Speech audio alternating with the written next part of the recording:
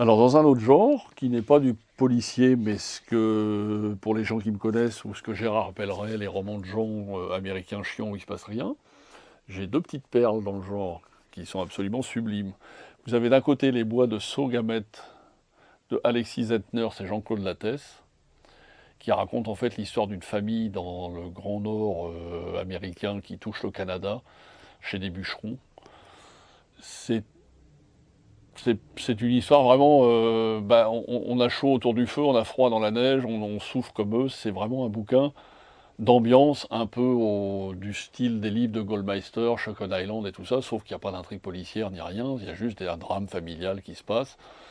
C'est un bouquin qui est bien écrit, qu'on a envie de lire et de relire et qui vous laisse pas de bois, quoi, justement, ça porte bien son titre.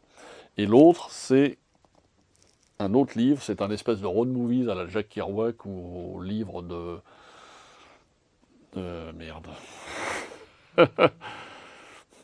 Les livres de qui, je voulais dire, ça m'est pas...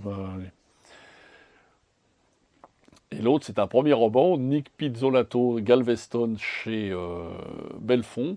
Alors là, ça se passe pas du tout dans le grand nord canadien, enfin près de américain-canadien, ça se passe justement, là il y a toute la moitié du sud, la Nouvelle-Orléans et tout ça, l'histoire d'un gars qui est atteint d'une maladie, enfin je vous dis pas quoi, qui c'est un espèce de road movies tragique, sa femme divorcée, ses enfants, ces trucs.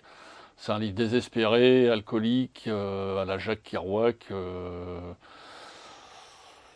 un peu à la Hunter Thompson, en moins dépravé. C'est un bouquin absolument superbe.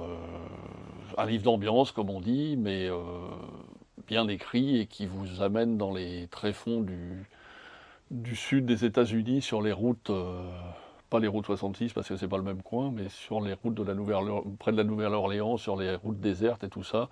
Ça sent le goudron et la poussière des voitures qui passent, c'est absolument sublime.